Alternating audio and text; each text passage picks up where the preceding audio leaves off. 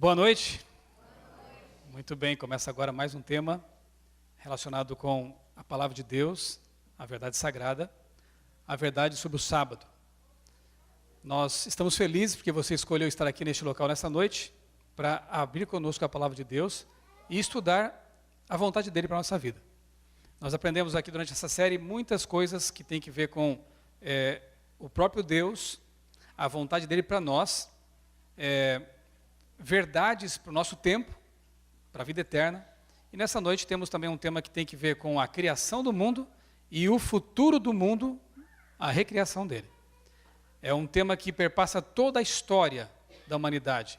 E você perceberá como é uma bênção, na verdade, esse assunto, né? Eu resolvi organizar o tema dessa noite em 2 blocos, como temos feito, né? No primeiro eu quero fazer uma breve, espero que seja breve, exposição do tema, a verdade sobre o sábado, o memorial da criação. Teremos um intervalo e em seguida o nosso amigo Davi Rocha vai então me submeter a uma saraivada de perguntas, que deve ter chegado já ele alguma coisa aí, né? Nós então dedicaremos mais alguns minutos para tentar, à luz da palavra de Deus, não falarei eu, falará a palavra de Deus, né, como sempre, responder então as perguntas de vocês, tá bom? Eu organizei da seguinte maneira o tema para a gente ficar assim numa sequência bem lógica, em 5 pontos. Primeiro, veremos a origem do sábado. Será que o sábado foi dado apenas para os judeus? Será que o sábado começa a vigorar apenas após o Sinai, quando Moisés recebe as tábuas de pedra escritas pelo dedo de Deus? Ou o sábado é mais antigo do que isso? Segundo ponto, nós veremos o sábado no Antigo Testamento. O que o Velho ou Antigo Testamento diz sobre a guarda do sábado, sobre a importância do sábado, se o sábado realmente é um mandamento tão importante quanto os demais 9 mandamentos. Em seguida veremos o sábado no período intertestamentário. Que palavra é essa? Aquele período que vai de Malaquias a Mateus. Entre os testamentos. O que dizer da guarda do sábado nesse período? De 3, 4 séculos, né, que houve ali entre os testamentos, digamos assim. Quarto momento, veremos o sábado no Novo Testamento. Há pessoas que dizem que o sábado é um mandamento que ficou preso lá no Antigo Testamento e que, portanto, não teria mais validade no nosso tempo, nem no Novo Testamento. Será que é assim? Então nós vamos dedicar um tempo para estudar esse tópico, o sábado no Novo Testamento, Jesus, os discípulos, enfim, o sábado após a ressurreição. Quinto ponto, o sábado na nova terra. Ué, mas será que no céu, na nova terra, guardaremos ainda um dia na semana? Descansaremos ainda? Estaremos cansados lá? Ora, no Gênesis também, Adão e Eva não cansavam antes do pecado, né? Mas é dito lá, nós vamos estudar isso aí, que havia um dia de repouso também para eles, por algum motivo especial. Então nós vamos terminar com a eternidade. Começaremos na eternidade, no início, e terminaremos com a eternidade lá no fim, quando o pecado for eliminado, e nós moraremos para sempre com o nosso Deus na terra renovada. Primeiro ponto, então, e nós vamos começar agora a abrir a palavra de Deus. Gênesis capítulo 2, versos 1 a 3, abra a sua Bíblia. Você que está em casa também, por favor, se tiver uma Bíblia à mão, pegue agora, leia com a gente também, abra a sua Bíblia, a gente vai dar um tempinho para você pesquisar, procurar junto com a gente, e assim a gente lê todos juntos aqui. Gênesis capítulo 2, e cumprindo aqui a promessa, né, que eu falei, vamos começar pela criação, o sábado na criação. É gostoso ouvir esse barulhinho de páginas sendo folhadas, né? Muito bom. E quando o silêncio começa a imperar, a gente sabe que já encontraram o texto, né? Gênesis capítulo 2, versos 1 a 3, nós lemos assim, um texto escrito por Moisés, 1500 anos antes de Cristo, né? Assim, pois, foram acabados os céus e a terra. 1500 anos antes de Cristo, Moisés escreveu, mas esse texto aqui se refere a algo que aconteceu há mais de 6.000 anos, a criação do mundo. Assim, pois, foram acabados os céus e a terra, e todo o seu exército. E havendo Deus terminado no 7º dia a obra que fizera, descansou nesse dia de toda a sua obra que tinha feito. Além de descansar, o que mais Deus fez? Verso 2, verso 3. E abençoou Deus o dia 7º e o santificou, porque nele descansou de toda a sua obra, toda a obra que como Criador fizera. Quais foram as 3 coisas que Deus fez ao criar o sábado? Lembram? Primeiro, ele descansou. Segundo, abençoou e santificou.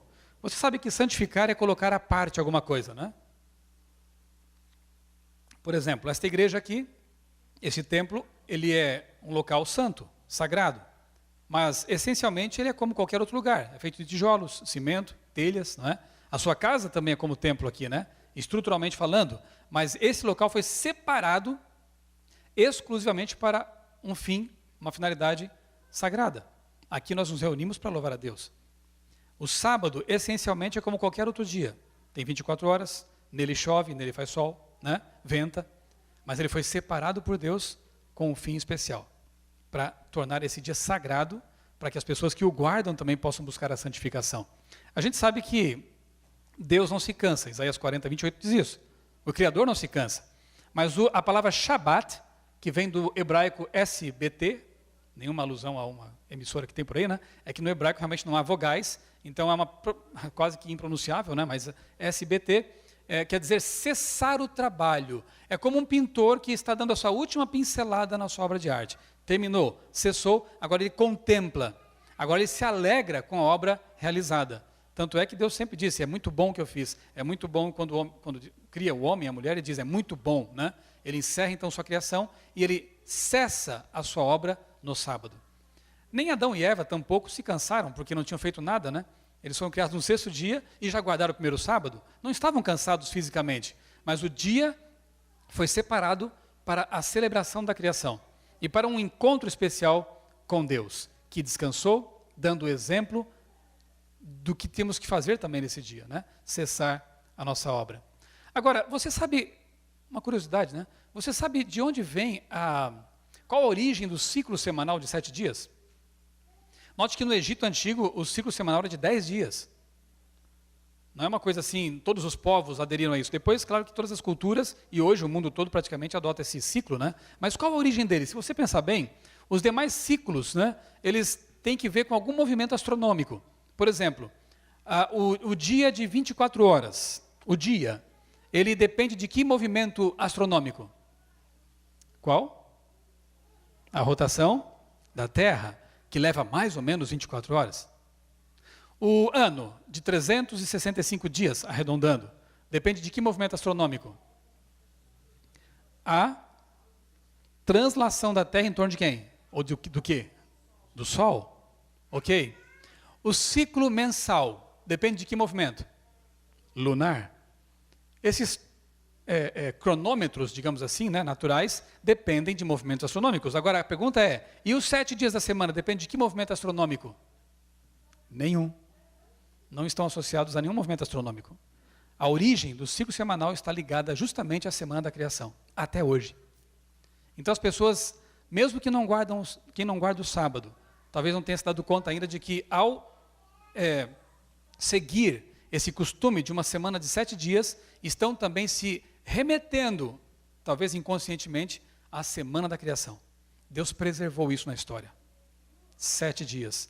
6, 1 de pausa. 6, 1 de pausa. E assim vai. É uma coisa interessante, né? Será que esse relato da criação, Adão e Eva, 6 dias literais de 24 horas, são realmente algo literal? Ou seria alegórico, como muitos cristãos até pensam? Não, Adão e Eva, eles são apenas um símbolo, né? Alguns acham também que a semana da criação não seria algo literal, poderiam ser, quem sabe, 6.000 anos, 6 milhões de anos, né? Eras. Será que isso é assim mesmo? Olha só, eu não vou ler esses textos, não dá tempo de a gente ler todos, mas você conhece, eu vou mencioná-los, e se quiser conferir em casa depois, fica à vontade também, né? Olha só, Êxodo 20, verso 11, esse a gente vai ler daqui a pouquinho também. Ali está o próprio mandamento do sábado, e é dito que em 6 dias fez o Senhor. Em Êxodo, a reafirmação de que a criação foi em 6 dias. Depois ali em Marcos, capítulo 10, verso 6, no Novo Testamento, Jesus, ao se referir ao casamento, diz, Deus os fez homem e mulher, e ele está se referindo a Adão e Eva. Jesus, que é a nossa suprema autoridade em qualquer assunto, especialmente em teologia, ele cria, não posso nem dizer assim, cria, né? Ele sabia que Adão e Eva eram reais, porque ele os havia feito. Foi ele quem criou Adão e Eva. Então ele se refere a Adão e Eva como personagens reais. Depois em Romanos 5,12, Paulo diz que por um só homem veio o pecado ao mundo. A que homem ele se refere ali? Adão. Se isso não é real, então a história do pecado também é uma farsa, é uma ilusão, é um mito. Mas não, para Paulo, Adão foi um personagem real. Mateus 24, 37 a 39, Jesus associa a sua vinda ao dilúvio. Portanto, ele estava ali reafirmando que o dilúvio de Gênesis, o dilúvio universal, foi um evento real, não um mito, como alguns querem aí ensinar, né? Ainda em Lucas 3, 23 a 38 e outros textos mais, nós vemos as genealogias sempre começando com quem? Adão. Se Adão não foi um personagem real, Abraão também não foi. Jacó também não foi. Davi também não foi, porque eles estão colocados na mesma cronologia, na mesma genealogia ali, como personagens reais. E, finalmente, para ficarmos apenas com esses textos, Apocalipse 14, 7. Note, eu comecei com Êxodo e terminei em Apocalipse, ou seja, toda a Bíblia afirma a literalidade de Adão e Eva, do dilúvio, da semana da criação. É histórico, não é metafórico, não é alegórico. É dito em Apocalipse que Deus fez o céu, a terra e o mar, as fontes das águas, numa clara referência a Êxodo capítulo 20, versos 8 a 11. Muito bem, os dias da criação, como eu disse, há pessoas que pensam que não foram dias literais, há pessoas que pensam, até cristãos, que poderiam ser eras, poderiam ser, quem sabe, milhares de anos ou até milhões de anos, mas será que, analisando a Bíblia, e a Bíblia só, a gente consegue deduzir essa ideia de que dias poderiam ser eras? Não. A Bíblia por si só estabelece realmente a literalidade do dia, porque veja só, dia, ali em Êxodo, ali em Gênesis também, é a palavra, tradução da palavra hebraica Yom, que sempre quer dizer dia literal de 24 horas, ainda mais quando seguido de um numeral. Foi o dia primeiro, o dia segundo. A palavra para era é aeon, não tem nada a ver com dia literal. Ali seria assim uma era. Além disso, lá em Gênesis você lê claramente assim, foi tarde e manhã o dia primeiro, tarde e manhã o dia segundo. Tarde é a parte escura, manhã a parte clara. Isso é claramente uma referência muito clara a dia literal, que é, segundo a Bíblia, antecipado pela noite e depois vem a parte clara. Além disso, um outro argumento interessante, né? Em que dia mesmo foram criadas as plantas? No terceiro dia. Muito bem. E em que dia foram criadas as abelhas, por exemplo? Lá no quinto dia. Tem plantas que não sobrevivem sem as abelhas, sabiam? São os animais polinizadores. Se os dias da criação fossem 1000 anos, por exemplo, muitas plantas não existiriam hoje. Teriam se extinguido já no começo, porque não haveria tempo, né, para que chegassem os polinizadores para fazer com que elas se multiplicassem. Então, tinha que ser realmente dias de 24 horas. Se você ficar apenas restrito à Bíblia, sem elaborações de pessoas, sem interpretações de outras pessoas, simplesmente com a Bíblia, você perceberá que os dias ali são dias literais. Não tem como interpretar de outro jeito, né? Só para os judeus? É outra pergunta que algumas pessoas fazem, né? Mas o sábado, tudo bem, é interessante, é um mandamento até bonito, mas foi feito para os judeus, né? Será que é assim? Lá em Marcos 2,27, nós lemos assim, ó. O sábado foi estabelecido por causa do judeu, e não o judeu por causa do sábado. É assim que a gente lê? Não. Eu brinquei aqui, né? Na verdade, o texto diz, o sábado, quem disse isso foi Jesus, foi estabelecido por causa do homem. A palavra é antropós, quer dizer, ser humano. Homem e mulher. E não o homem, ou antropós, homem e mulher, por causa do sábado. Ou seja, o sábado é um presente para você, ser humano. Aliás, né, quando o sábado foi dado para Adão e Eva, havia algum povo na terra? Tinha algum judeu na terra quando o sábado foi dado para Adão e Eva? O que você acha? Não tinha nenhum judeu. Tinha algum brasileiro? Tinha algum adventista? Tinha. Adão já acreditava na volta de Jesus. Ele guardava o sábado também. Era um adventista do sétimo dia. Mas em termos, né, não tinha nenhuma igreja, não tinha nenhum povo. Tinha Adão e Eva, antropós, homem e mulher. O sábado foi dado para o homem, não para o judeu. Está bem claro isso? Muito bem. O sábado é democrático. É um mandamento, é algo assim... Deus não podia ter pensado em nada melhor para santificar. Ele santificou o tempo. Nós não precisamos sair daqui e viajar milhares de quilômetros para ir para um local sagrado. Porque o tempo sagrado nos alcança toda semana. Não é bom saber disso? É como se fosse uma catedral no tempo, não no espaço. O sábado é democrático, ele alcança todas as pessoas. Quem quiser santificá-lo e se beneficiar das bênçãos dele, pode fazê-lo. Toda semana. Ele é de graça. Você não precisa viajar para alcançá-lo. Ele alcança você. Uma catedral no tempo. Segundo ponto da nossa exposição, o sábado no Antigo Testamento. Falamos dele na criação, agora vamos ver o que o restante do Antigo Testamento fala sobre o sábado, e eu quero te convidar a abrir mais uma vez a Bíblia, em Êxodo capítulo 16. Esse evento que nós vamos ler agora aqui, ele ocorreu um mês antes do Sinai. É importante dizer isso, porque algumas pessoas, repito, creem ou acham que o sábado foi dado apenas no Sinai, para os judeus. Só que esse texto, que eu vou ler agora, Êxodo 16, 4, 5 e depois 22 a 28, esse evento ocorre um mês antes do Sinai. E olha que coisa interessante aqui. É o povo que Deus tirou do Egito e está agora tentando ensinar, está procurando ensinar a esse povo as verdades que eles haviam esquecido. Porque ficaram lá no Egito alguns séculos, contaminados por aquela tradição pagã, a idolatria do Egito, e Deus agora tentava purificá-los dessa paganização toda, reensinando para eles as verdades que haviam perdido, ou esquecido, ou passado por alto. Muito bem. Nos versos 4 e 5 a gente lê assim: Então disse o Senhor a Moisés: Eis que vos farei chover pão do céu o pão, e o povo sairá e colherá diariamente a porção para cada dia, para que eu ponha à prova se anda na minha lei ou não. Opa! Então já havia lei antes do Sinai? É o que está dito aqui. Eu vou colocar meu povo à prova para ver se anda na minha lei ou não. Verso 5. Dar-se-á que ao sexto dia prepararão o que colherem, e será o dobro do que colhem cada dia. Avance um pouco mais agora aí, depois em casa você pode ler o capítulo inteiro, é bem interessante. Aqui nós vamos ler alguns versos apenas. Verso 22. Ao sexto dia colheram pão em dobro, 2 gômeres para cada um, e os principais da congregação vieram e contaram-no a Moisés. Respondeu-lhes ele: Isto é o que disse o Senhor: amanhã é repouso, o santo sábado do Senhor, um mês antes do Sinai. Repito: o que quiserdes cozer no forno, cozei-o, e o que quiserdes cozer na água, cozei-o em água, e tudo o que sobrar separai, guardando para a manhã seguinte. E guardaram-no até a manhã seguinte, como Moisés ordenara.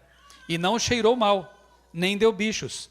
Então disse Moisés: Comei-o hoje, porquanto o sábado é do Senhor. Hoje não o achareis no campo. 6 dias o colhereis, mas o 7º dia é o sábado, nele não haverá.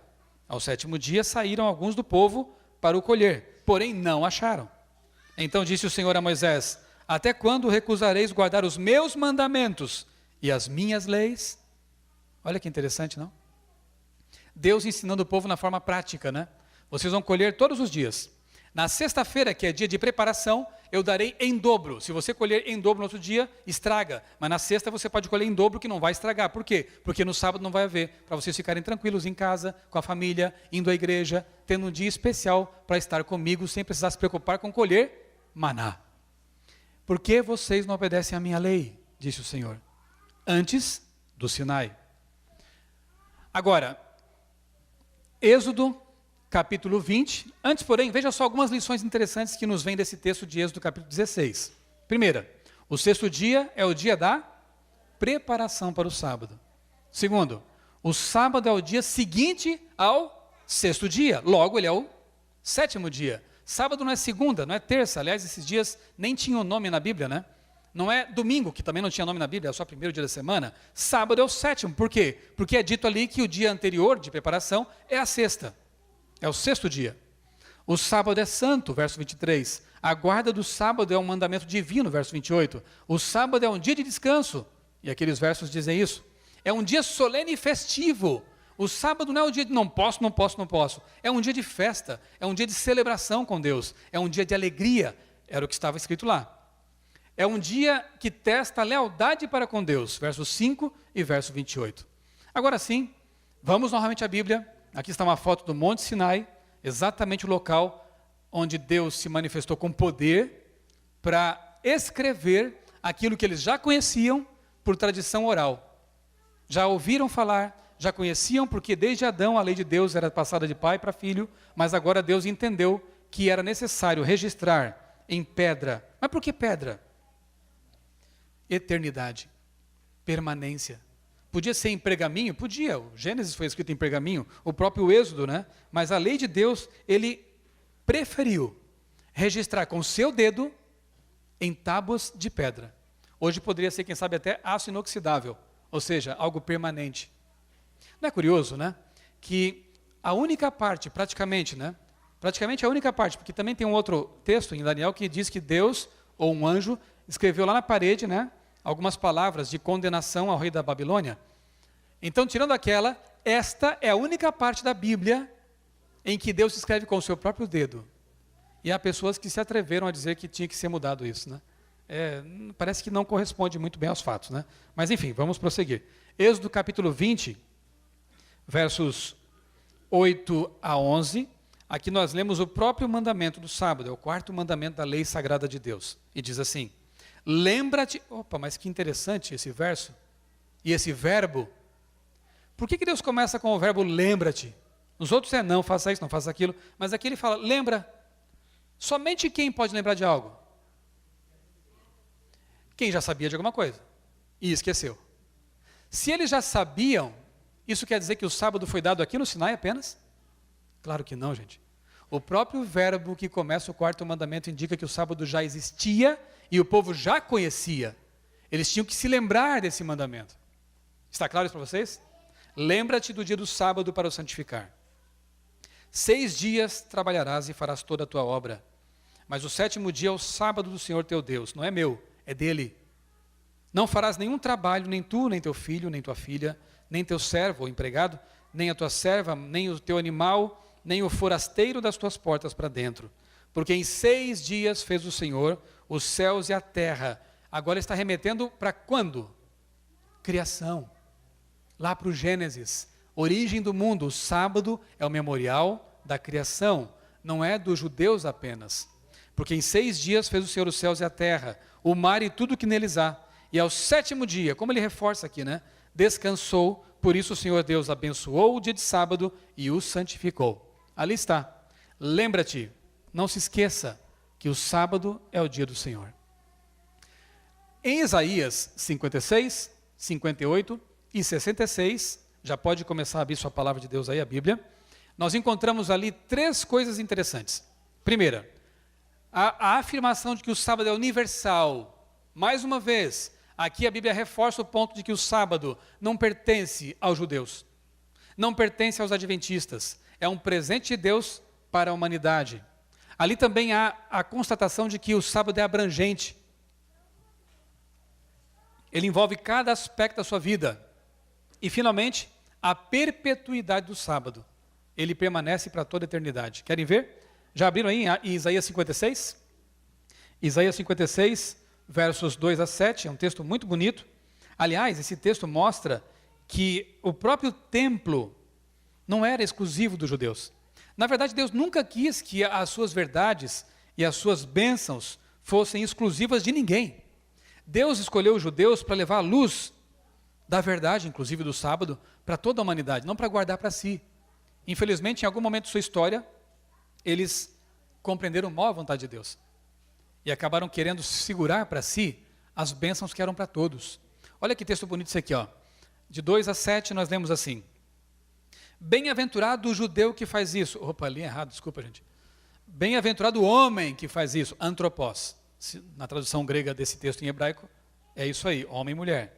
E o filho do homem que nisto se firma, que se guarda de profanar o sábado e guarda a sua mão de cometer algum mal.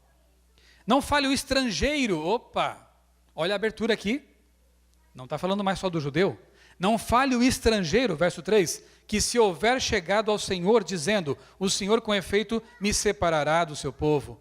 Nem tampouco digo eunuco, eis que eu sou uma árvore seca, porque assim diz o Senhor, aos eunucos que guardam os meus sábados, escolhem aquilo que me agrada e abraçam a minha aliança. darei na minha casa e dentro de meus muros um memorial e um nome melhor do que filhos e filhas.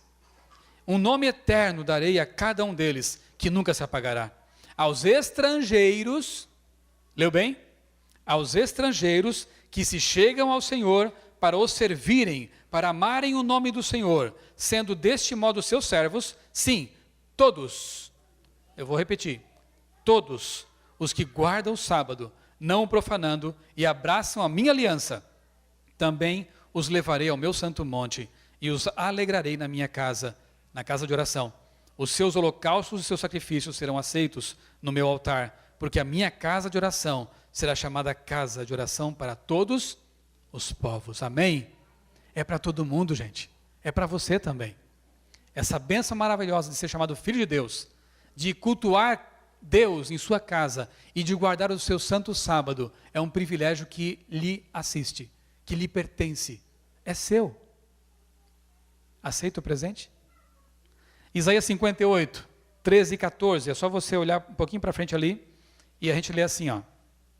Se desviares o teu pé de profanar o sábado, e de cuidar dos teus próprios interesses no meu santo dia, se chamares o sábado deleitoso, ou seja, prazeroso, e santo dia do Senhor, digno de honra, e o honrares não seguindo teus caminhos, nem pretendendo fazer a tua própria vontade, nem falando palavras vãs, então te deleitarás no Senhor. Terás prazer no Senhor. Eu te farei cavalgar sobre os altos da terra e te sustentarei com a herança de teu pai Jacó. Porque a boca do Senhor o disse. Eu tenho medo de guardar o sábado porque eu vou perder meu emprego. Eu vou reprovar na faculdade. Eu te sustentarei com a herança do teu pai Jacó. A boca do Senhor o disse. Amém? Nós cremos no Criador do universo. Se Ele pediu alguma coisa de nós, Ele nos capacita a cumprir isso que Ele pede. O sábado, na verdade, é o contrário do que alguns pensam. É um mandamento legalista. Não, é um mandamento da fé. Porque, na verdade, é o único mandamento da lei de Deus que envolve fé total. Porque se você pensar bem, não matarás. Bom, se eu matar, eu vou preso. Geralmente. Não furtarás. Bom, eu vou evitar porque eu posso ser preso também. Não adulterarás. Isso é complicado, dá uma dor de cabeça, eu vou evitar. Agora, guarda o sábado. Quem vai cobrar isso de mim? Quem vai prender alguém porque guardou o sábado? Ninguém. Mas por que você guardou o sábado então? Porque Deus pediu. E eu creio nele. É o mandamento da fé. É o mandamento que você guarda simplesmente porque Deus disse para guardar. Não é porque mais alguém está mandando, ou porque o Código Civil Penal estabelece também punições para a transgressão desse ou daquele mandamento. Não. Eu guardo porque Deus pediu. Em Isaías 66, versos 22 e 23, nós encontramos então a perpetuidade do sábado. Olha só que interessante isso aqui. E depois eu vou ler com mais calma com vocês de novo esse texto, quando chegarmos ao último ponto aqui da nossa exposição. Isaías 66, ali o profeta está falando sobre o futuro que nos aguarda, a nova terra, o paraíso restaurado. E ele diz: porque como os novos céus e a nova terra que hei de fazer estarão diante de mim, diz o Senhor, assim há de estar a vossa posteridade e o vosso nome. E será que de uma festa da lua nova, ou de uma lua nova a outra, e de um sábado a outro, virá toda a carne, toda pessoa a adorar perante mim, diz o Senhor. Haverá 2 reuniões no céu, pelo menos. Cíclicas, rotineiras, normais. Uma mensal, daqui a pouco eu vou mencionar que reunião possivelmente será essa, que é de lua nova a outra, ou seja, de um mês em mês, e uma semanal, o sábado. Que coisa interessante, hein? Lá na criação, Deus estabelece o sábado. E aqui Isaías diz que na nova terra, na recriação, voltaremos, ou permaneceremos, né, guardando o 7º dia. É algo para se pensar realmente muito interessante. Veja só, entre os pecados que levaram o povo judeu para o exílio babilônico, vocês lembram disso? Quando Nabucodonosor veio, devastou Jerusalém e levou cativos muitos judeus. Entre os pecados que motivaram isso, estava a quebra do mandamento do sábado, sabiam disso? Está lá em Jeremias 17. Quando voltaram do cativeiro, cerca de 70 anos depois, os judeus reconstruíram o templo e restauraram a observância do sábado. Está ali naqueles textos na tela. Então vejam que a quebra do sábado era algo realmente muito grave. Por quê? Só porque eles deixavam de guardar um dia? Não, porque ao fazer isso esqueciam do Criador. Se esqueciam de reconhecer que Deus era o Criador deles. E a idolatria estava à porta. Era um passo ali adiante, né? Uma coisa chamando outra. Então veja, após o exílio babilônico, aí Esdras e Neemias promovem uma reforma espiritual e literal, porque eles começam a reconstruir então os muros e a cidade e o templo. Além disso, olha só que interessante, o povo se comprometeu em solene aliança com Deus, a fazer o quê? A não mais quebrar o sábado. Neemias 9, 10. Mas como voltaram a quebrar o mandamento, como o povo é teimoso, como o povo se esquece, por isso que Deus diz, lembra-te. Aí Neemias, usando sua prerrogativa de governador, ele institui, quase que por lei, a guarda do sábado. Vamos levar a sério isso, ele diz. Abra a Bíblia agora, lá em Neemias, capítulo 13. Neemias, capítulo 13. E vamos ver então quais foram as iniciativas do governador para evitar que o sábado continuasse sendo quebrado. Neemias vem ali depois de Esdras, que vem depois de Crônicas, né? Acharam? Neemias capítulo 13, se alguém tiver dificuldade, pode pedir ajuda aí para o vizinho. A gente espera você encontrar a passagem para ler juntos. Neemias capítulo 13, versos 15 a 19. Quais foram as providências que o governador Neemias tomou para que o sábado não mais fosse violado, como vinha sendo ali em Israel? Eu leio assim, ó. Naqueles dias vi em Judá os que pisavam lagares, pisando lá para fazer vinho, né? Suco de uva, pisando as uvas no lagar. Pisavam lagares no sábado e traziam trigo que carregavam sobre jumentos, como também vinho, uvas e figos e toda sorte de cargas que traziam a Jerusalém no dia de sábado. Negócios, comércio, né? E protestei contra eles por venderem mantimentos nesse dia. Também habitavam em Jerusalém tírios, que traziam peixes e toda sorte de mercadorias, que no sábado vendiam aos filhos de Judá e em Jerusalém. Contendi com os nobres de Judá, e lhes disse, que mal é esse que fazeis, profanando o dia de sábado? Acaso não fizeram vossos pais assim? E não trouxe o nosso Deus todo este mal sobre nós e sobre esta cidade? E vós ainda trazeis ira maior sobre Israel, profanando o sábado, dando já à sombra as portas de Jerusalém, antes do sábado, ordenei que se fechassem as portas e determinei que não se abrissem, senão após o sábado. As portas coloquei alguns dos meus moços para que nenhuma carga entrasse no dia de sábado. Ele foi sério, né? Foi fiel. Ele não permitiu mais que o comércio fosse feito nesse dia. E lembrou o povo, olha, a gente já pagou caro por isso, e vocês vão continuar profanando o dia do Senhor. E ele então, aqui diz algo interessante, né? Dando à sombra as portas de Jerusalém, quando começava o sábado. Quando que as coisas começam a fazer sombra longa assim, hein? Em que momento? Quando o sol se põe. Esse texto ajuda a estabelecer uma verdade também importante, que o sábado, segundo a Bíblia, começa ao pôr do sol, e não à meia-noite, porque a meia-noite foi uma contagem de tempo bem posterior, com os romanos veio isso aí. Os hebreus, porque eles seguiam a Bíblia, e nós também queremos segui-la, se reportavam lá à criação mesmo, que diz, e foi tarde e manhã. Então o dia começa na parte escura e é sucedido pela parte clara, não o contrário. Por isso que ali em Neemias é dito, quando as sombras começam a bater na porta, eu mandava que fechassem a porta, as portas da cidade, para que não entrasse mais com cargas no sábado aqui. Isso está claro para vocês? Então se quer guardar o sábado, tem que fazer direitinho, né? Ele começa no pôr do sol de sexta-feira, é o dia da preparação, e vai até o pôr do sol do sábado, que, biblicamente falando, começa já o domingo ali, o primeiro dia da semana, né? Vamos lá, terceiro ponto, estamos avançando na linha do tempo, aquela linha verdinha ali, né?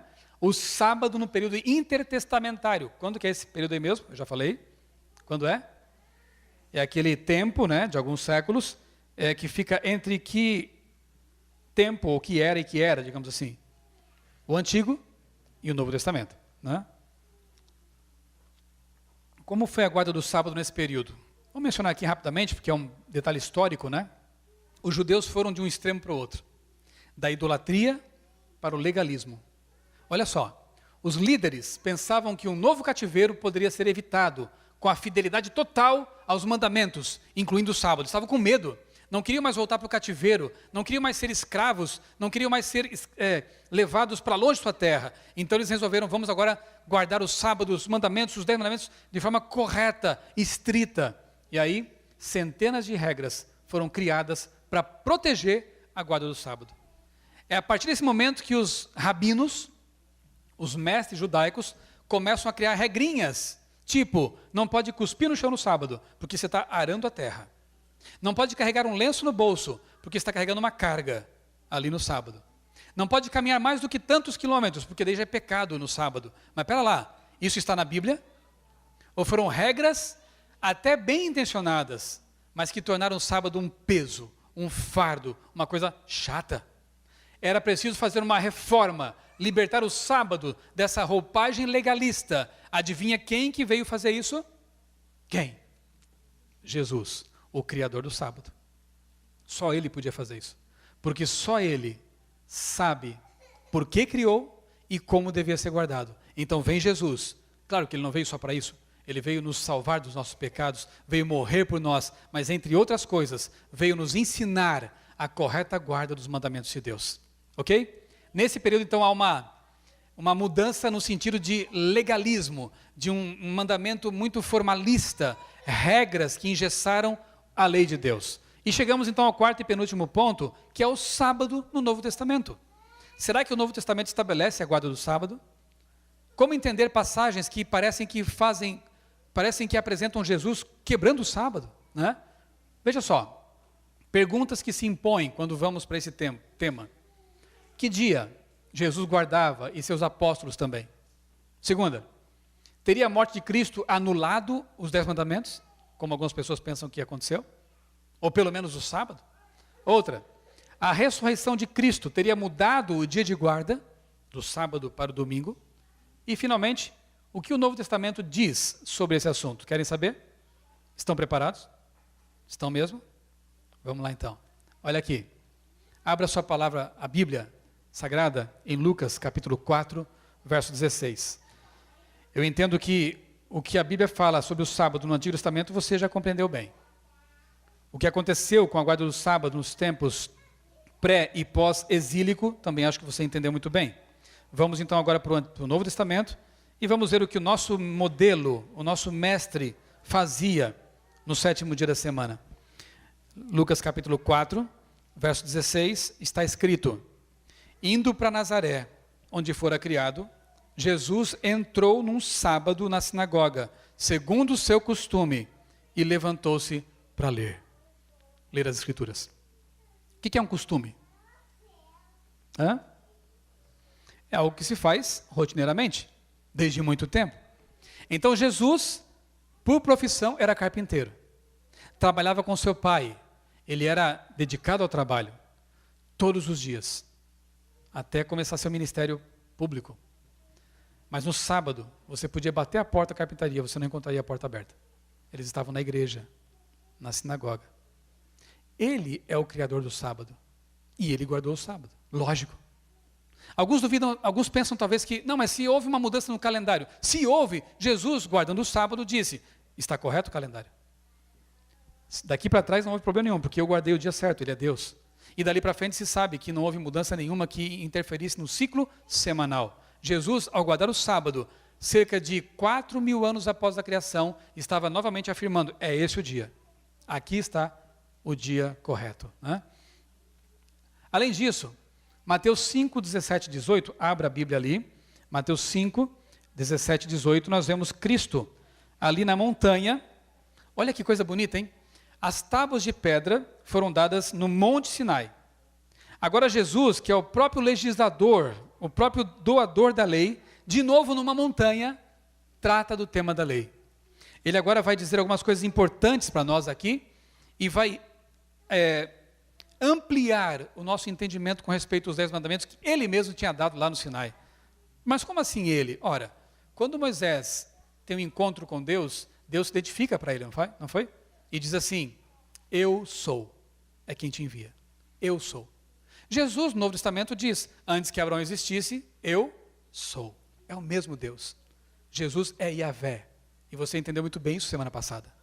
Ele é o doador da lei. Foi ele quem deu as tábuas para Moisés. E agora, de novo, numa montanha, ele se reporta ao povo e diz assim, não penseis que vim revogar a lei ou os profetas. Não vim revogar, vim para cumprir.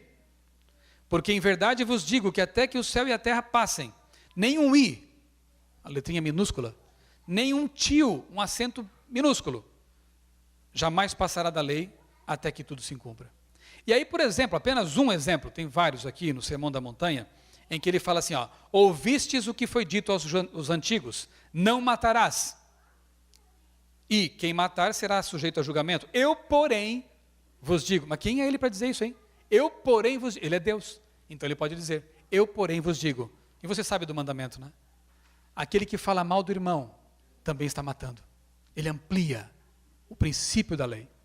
Ouvistes o que foi dito aos antigos, não adulterarás. Eu, porém, vos digo, todo aquele que olhar para uma mulher ou para um homem com intenção impura no coração, já está adulterando em pensamento. Ele amplia o sentido da lei, porque ele é Deus e ele pode fazer isso. Deu para entender? Ele jamais veio para abolir a lei. Ele veio dar para nós o conhecimento correto da lei de Deus, mostrar o motivo correto pelo qual ela tem que ser guardada, por amor, por fidelidade ao Criador. Cristo e a lei, qual é a relação entre ambos? Veja só, a lei, segundo Romanos 7,7, evidencia o pecado. Cristo perdoa os pecados. Aí você entende, por exemplo, um texto que é muito mal compreendido, que diz assim, lá em Romanos, 2 Coríntios 3,6, a letra mata, o Espírito vivifica, então joga fora a letra. Então tira a lei daqui porque ela mata a gente, mas ela tem que matar mesmo. O que é isso? Você, sem um espelho, não identifica seus pecados. Você, sem a lei de Deus, não saberia onde estaria errando.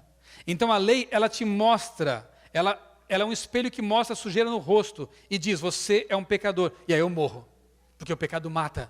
Mas aí eu olho para Cristo, porque a lei me aponta a Cristo, e Ele me salva, Ele me limpa e Ele me perdoa. Então as duas coisas são muito importantes, tanto a lei quanto a graça de Cristo. Uma evidencia o pecado e mata, o outro vem te ergue e salva, e te limpa. Deu para entender isso? Essa é a relação de Deus, de Jesus com a lei de Deus. Olha assim, uma comparação bem simples. Olha para sua mão, está aí? Então veja lá, o dedo mindinho é a lei, o dedo anelar, né? Anelar, porque ficou anel, né? Anelar é o pecado. Estou brincando, o dedo não é pecado, né? É só uma comparação. O dedo maior aqui é o médio, mas é o maior, como é que é médio? É médio, está no meio, está no meio. É o médio, são os pecadores. O indicador é o salvador e o polegar está fora. Veja aqui, ó, então os 4 dedos. Lei, pecado, pecador e salvador. A lei foi abolida. A lei mostra o pecado. Se não há mais lei, não há mais pecado. Se não há mais pecado, não há mais pecadores. E se não há mais pecadores, para que salvador? Acabou tudo. A lei é muito importante. Mas a lei não salva. Quem salva é Jesus. Por favor, entenda isso.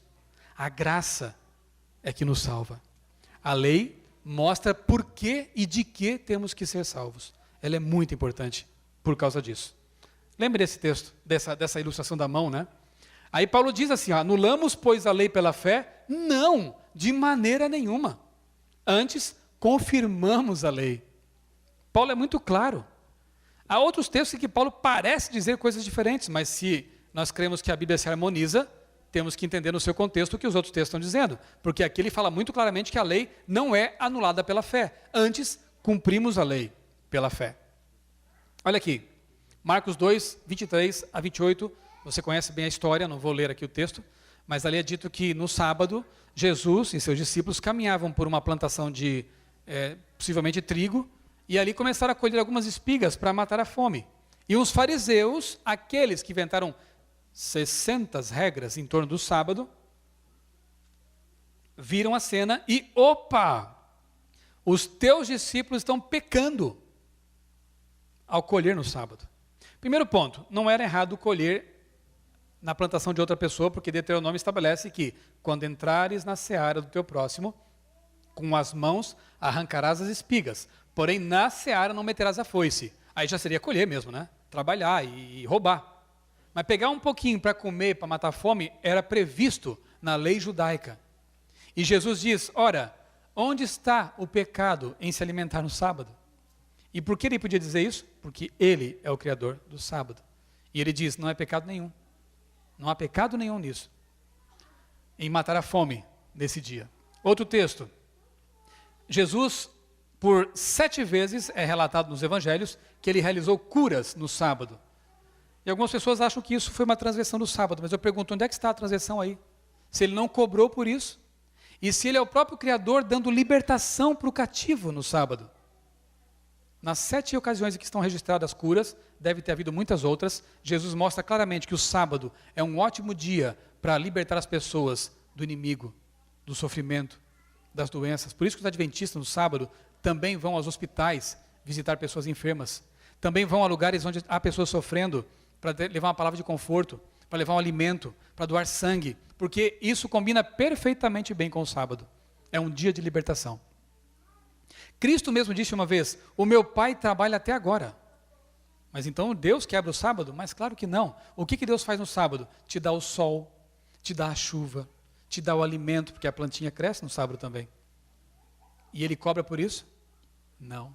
Ele faz isso de graça, para manter você vivo, para salvar você. Esse é o espírito do sábado. Libertação, cura, auxílio. Isso aqui não é pecado de jeito nenhum. Aliás, se Jesus tivesse quebrado o sábado, porque João diz que pecado é transgressão da lei. Se Jesus tivesse em algum momento quebrado algum mandamento, ele seria um pecador. E sendo um pecador, não podia ser o nosso Salvador. Como isso é claro, não é? Então ele em nenhum momento, jamais, quebrou a lei de Deus, nem tampouco pecou. O sábado e a paixão de Cristo. Você sabe que Jesus morreu numa sexta-feira. Morreu numa sexta-feira, descansou no sábado na sepultura e ressuscitou em que dia? No primeiro dia da semana. Né? Então veja só, abre agora a Bíblia em Lucas capítulo 23, que é um outro texto muito interessante, muito claro. Lucas capítulo 23. Ali fala sobre a morte de Cristo e a atitude mantida por alguns de seus seguidores, como as mulheres, por exemplo, que acompanharam Jesus até o fim, até a sua morte, e depois se dispuseram a ungir o corpo dele. Vamos começar aqui no verso 50 e avançar até o capítulo 24, verso 1. Eis que certo homem chamado José, membro do Sinédrio, Arimateia, né? Homem bom e justo, que não tinha concordado com o desígnio e a ação dos outros, natural de Arimateia, cidade dos judeus, e que esperava o reino de Deus, tendo procurado Pilatos, pediu-lhe o corpo de Jesus. E tirando-o do madeiro, envolveu-o num lençol de linho e o depositou num túmulo aberto na rocha, onde ainda ninguém havia sido sepultado. Era o dia da preparação. Que dia é o dia da preparação? Sexta-feira. Era o dia da preparação. E começava o sábado, porque era o fim da tarde da sexta-feira. Começava o sábado. As mulheres que tinham vindo da Galiléia com Jesus, seguindo, viram o túmulo e como o corpo fora ali depositado. Então se retiraram para preparar aromas e bálsamos. E no sábado descansaram segundo o mandamento. Mas no primeiro dia da semana, alta madrugada ou bem cedinho, foram elas ao sepulcro, ao túmulo, levando aromas que tinham preparado. Mas chegaram a usar os aromas, chegaram a usar o bálsamo? Não, por quê? Jesus tinha ressuscitado. Esse texto ensina o seguinte: a sexta-feira é o dia de preparação. Segundo, após a morte de Cristo, seus discípulos ainda estavam guardando o mandamento. A morte dele não mudou nada. Terceiro, o próprio Criador, que descansou na criação, descansa no túmulo, na redenção da humanidade. Ele descansa no sábado, na sepultura, e ressuscita ao domingo. Ou no primeiro dia da semana, porque domingo não tinha nome, né, na Bíblia. Isso é muito claro. Veja só, outra coisa interessante. O Evangelho de Lucas foi escrito 30 anos após a morte de Cristo. Isso que acabamos de ler aqui em Lucas foi escrito 3 décadas após a morte de Cristo. Eu pergunto, se Jesus tivesse mudado o sábado para o domingo, isso não estaria relatado aqui? 30 anos depois? Olha, mas ele mudou o dia, porque ele falou para nós claramente que isso ia acontecer. Não há menção nenhuma, aliás, Lucas diz claramente, segundo o mandamento. Ele escreveu isso, um mandamento que vigorava ainda. João foi escrito no ano 90 depois de Cristo, ainda além depois de Lucas, e em nenhum momento o Evangelho de João menciona qualquer mudança no dia de guarda. Pelo contrário, ele diz, Jesus é o Senhor do sábado. Isso é muito interessante. Nenhum evangelho menciona qualquer dia, qualquer mudança na lei de Deus, e é importante lembrar que foram escritos bem depois da morte de Jesus. Está claro para vocês? Ok? Outra coisa interessante, histórica, né? Clemente, que foi bispo de Roma, em sua carta aos Coríntios, que foi escrita mais ou menos no ano 95 depois de Cristo, depois ainda do Evangelho de João, dedica 4 capítulos ao tema da ressurreição. Ele não faz qualquer referência ao culto no domingo. A carta de Clemente é tida como o documento cristão mais antigo depois do Novo Testamento. Mesmo ali nos primórdios do cristianismo, não há qualquer menção à mudança no dia de repouso.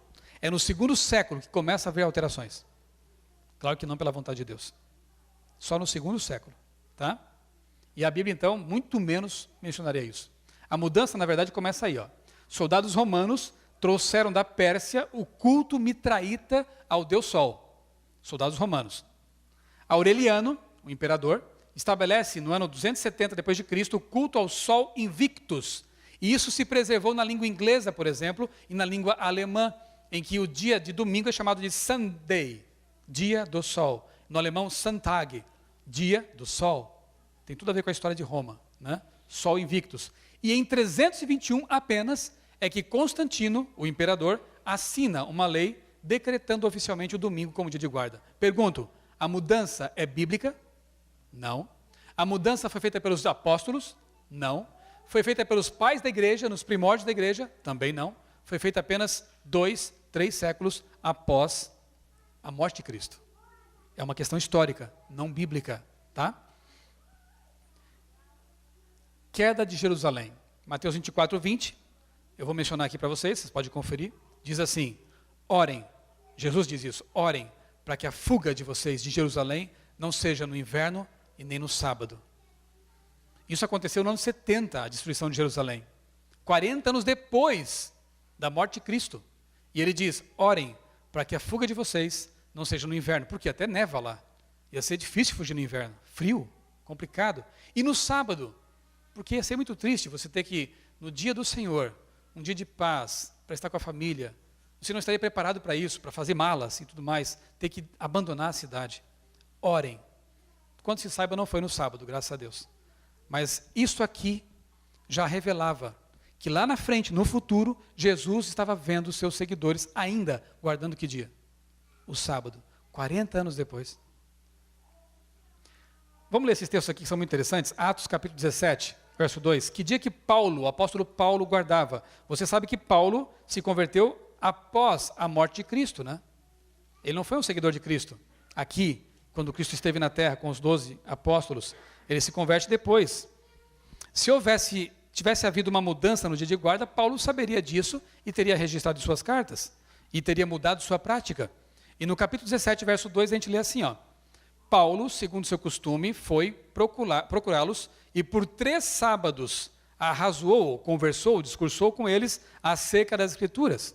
Ah, mas tudo bem, era um sábado, ele foi aos sábados porque ali tinha sinagoga e encontraria os judeus ali para pregar para eles. Era apenas uma atitude evangelística? Não. Se você voltar um pouquinho, 16, verso 13, você verá Paulo numa outra cidade em que não havia sinagoga. Era uma cidade pagã, Filipos, e é dito assim, no sábado, saímos da cidade para junto do rio, onde nos pareceu haver um lugar de oração, e assentando-nos, falamos às mulheres que para ali tinham concorrido. Por que em Filipos, Paulo, no sábado, foi para a beira de um rio para orar? Porque não tinha igreja. Mas ele queria guardar o sábado, porque era um seguidor de Jesus, porque era um guardador da lei de Deus. Então ele busca um lugar tranquilo, junto à natureza, e ali ele vai buscar a comunhão com Deus. Ele ora, de repente aparecem algumas mulheres e começa a pregar para elas. Tudo a ver com o sábado. Comunhão com Deus, pregação do Evangelho, contato com a natureza do Criador do sábado, né? Esse texto é muito significativo. Paulo guardando o sábado até numa cidade em que não havia a sinagoga. No concílio de Jerusalém, que ocorreu em 49 depois de Cristo, há uma discussão ali da igreja para estabelecer o que seria realmente exigido dos novos seguidores do Evangelho, os gentios. Nada é dito a respeito do sábado. E, aliás, em 1 Coríntios 7,19 é dito assim, que alguns acham que, assim como a circuncisão foi abolida, o sábado também foi abolido. Mas não é bem assim, veja só. A circuncisão não significa nada. E a incircuncisão também nada é. O que importa é obedecer aos mandamentos de Deus. Paulo separa as duas coisas. A circuncisão passou, era algo judaico, mas os mandamentos continuam sendo importantes para os seguidores de Deus, de Cristo. Há na Bíblia 8 alusões ao domingo, você pode depois conferir isso em casa, em nenhuma delas é dito, guarde esse dia como sagrado. São apenas menções ao primeiro dia da semana. Nenhuma, repito, tem que ver com a guarda de qualquer dia que não seja o sábado. Aliás, é dito que diariamente eles se reuniam para orar, todos os dias. Então a reunião num dia não caracteriza esse dia como santo. O que faz o dia santo é o Criador ter dito que ele abençoou e santificou o dia. Reuniões podem acontecer como hoje, domingo, quarta-feira, qualquer dia. E eles faziam isso também, os discípulos. Finalmente, chegamos na nossa grande esperança, o sábado na nova terra. E eu repito o texto que nós lemos, Isaías 66 diz que de uma lua nova a outra e de sábado a outro, toda pessoa virá diante de mim adorar. Teremos um culto ali também. O que quer dizer de uma lua nova a outra? De mês a mês. Interessante que Apocalipse 22, verso 2, não estou dizendo que é exatamente isso, mas é uma indicação de possibilidade. Ali é dito que mensalmente os remidos vão se reunir para comer do fruto da árvore da vida. Pode ser que a menção de Isaías seja a reunião dos remidos para se alimentar do fruto e ser, assim, eternos e imortais. Então, uma reunião mensal e uma reunião semanal ali no céu. Hebreus capítulo 4 usa o sábado como ilustração da liberdade que temos em Cristo, do descanso da salvação e da vida eterna. Se o sábado tivesse sido alterado, Hebreus não colocaria o sábado como um símbolo de justificação, de paz com Deus. Está lá também em Hebreus. Sabe, irmãos, a verdade é que nós podemos comparar o sábado a outra instituição que vem do Éden. E com isso eu finalizo.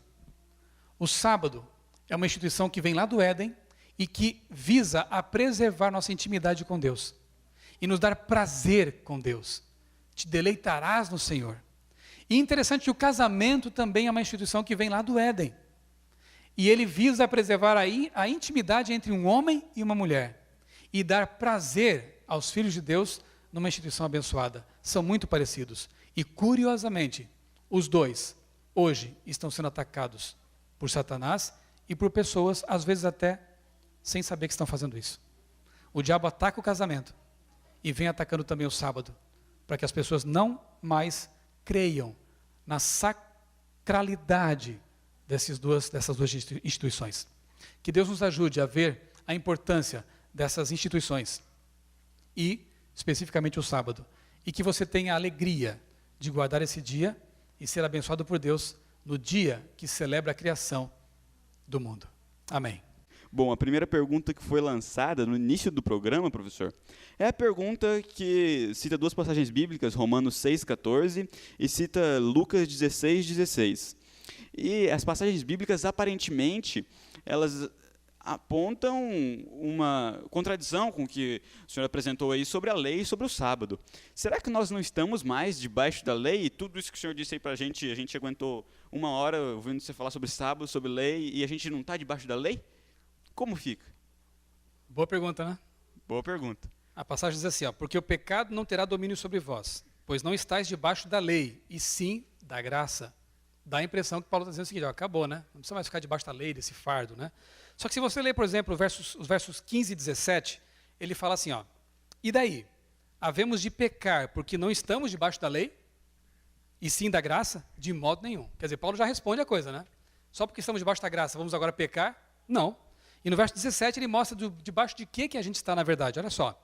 Graças a Deus, porque outrora, antes, escravos do pecado, contudo viestes a obedecer de coração à forma de doutrina a que fostes entregues. Na verdade, o que Paulo diz aqui, não é que nós estamos debaixo dos mandamentos de Deus, mas debaixo da condenação que os mandamentos apontam. Então, quando você aceita Cristo, aí a lei não passa mais a condenar você. Você sai debaixo dela e está debaixo da graça. Uma boa comparação. Estou no tempo ainda? Uma boa comparação. Quando você cumpre, por exemplo, as leis de trânsito, você toma multa? Não? Não. Você obedece direitinho, você consegue ali trafegar com o seu carro sem pagar multa, não é? Agora, no momento que você transgride uma lei de trânsito e o guarda pega você, você está debaixo da lei e a condenação vem, a multa.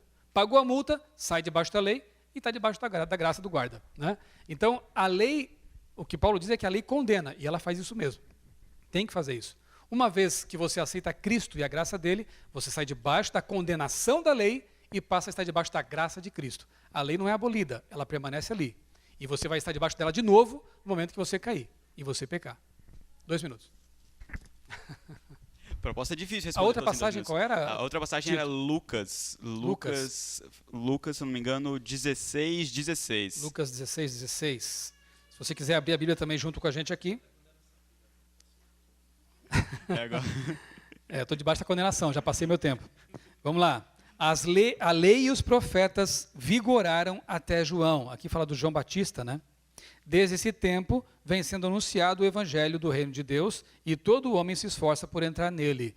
Parece que o texto aqui diz que a lei durou até João, né? Mas na verdade aqui basta você, aqui é simples, eu vou gastar 1 minuto. Basta você comparar com o texto paralelo lá de Mateus capítulo 11, verso 13, quer ver? Que diz assim, ó. Mateus capítulo 11, verso 13. É o texto paralelo a esse de Lucas, que diz assim, 11:13.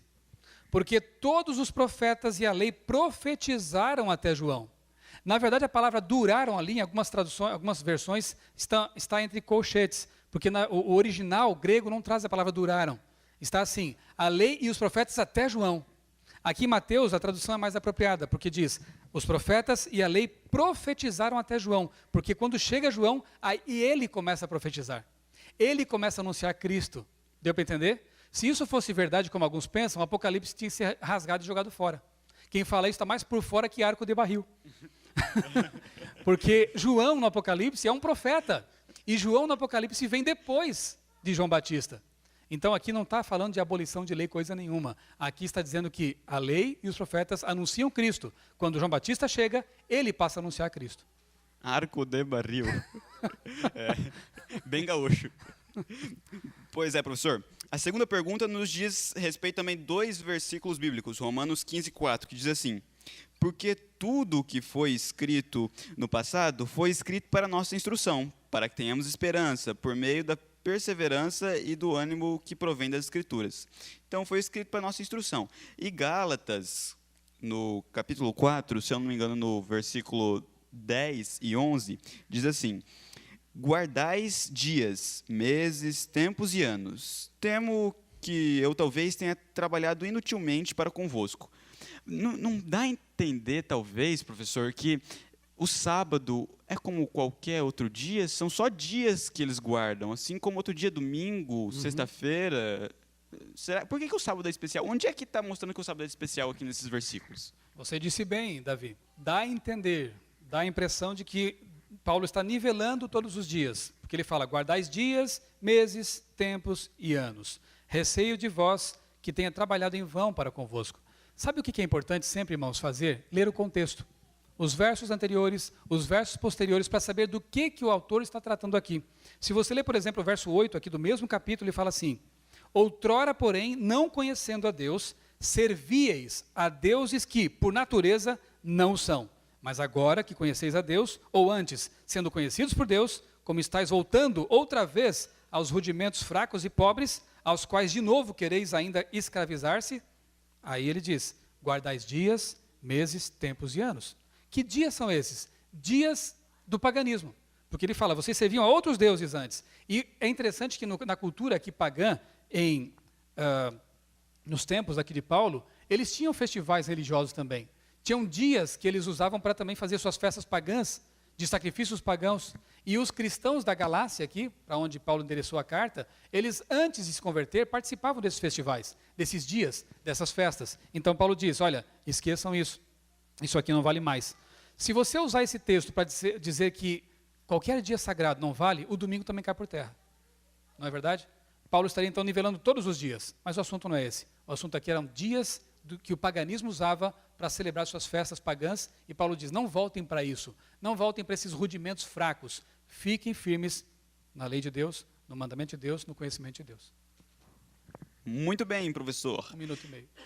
No Apocalipse, no capítulo 1, no versículo 10, diz assim: no dia do Senhor, eu me encontrei em espírito e ouvi atrás de mim uma voz forte como de trombeta. Isso aqui, com certeza, é João, está escrevendo o livro de Apocalipse. Mas João fala do dia do Senhor. Que dia do Senhor é esse? Será que João sabia que dia era sábado? Ele tinha calendário, afinal ele estava preso na ilha de Patmos. Ele contava os dias, fazia risquinhos nas pedras. O que ele fazia? Como é que ele sabia que esse era o dia do Senhor? E esse dia do Senhor é o sábado? Boa pergunta, né?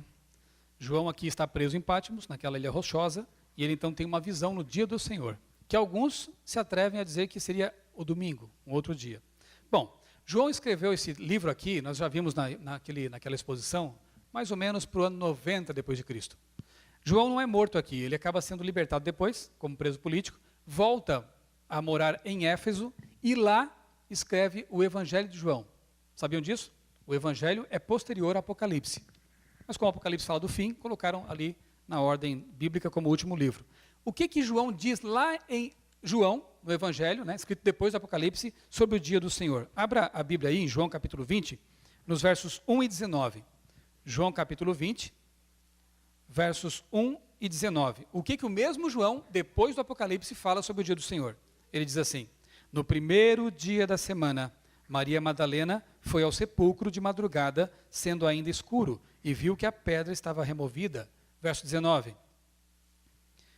Ao cair da tarde daquele dia, o primeiro dia da semana, trancadas as portas da casa onde estavam os discípulos, com medo dos judeus, veio Jesus, pôs-se no meio deles e disse-lhes: paz seja convosco. Qual é o primeiro dia da semana? O dia que vem depois do sábado. E o mesmo apóstolo vai dizer depois: porque Jesus é Senhor também do sábado. Se Jesus é Senhor do sábado, qual é o dia do Senhor que o mesmo João diz lá no Apocalipse ter tido a visão?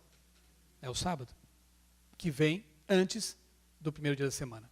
Aliás, esse texto aqui é interessante, né? Porque alguns dizem assim, ó, eles estavam reunidos lá naquela casa, então, porque estavam reunidos no domingo, aquilo tornou o dia sagrado. Mas a reunião não era para cultuar a Deus. Aqui diz, trancadas as portas com medo dos judeus.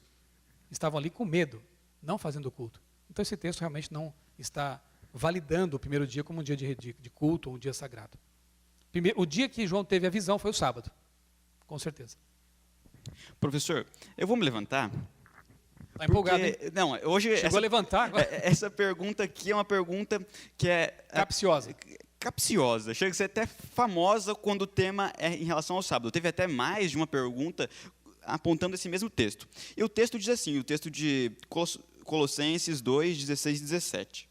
Assim, ninguém vos julgue pelo comer ou pelo beber, ou por causa de dias de festa, ou de lua nova, ou de sábados, os quais são sombras das coisas que haveriam de vir.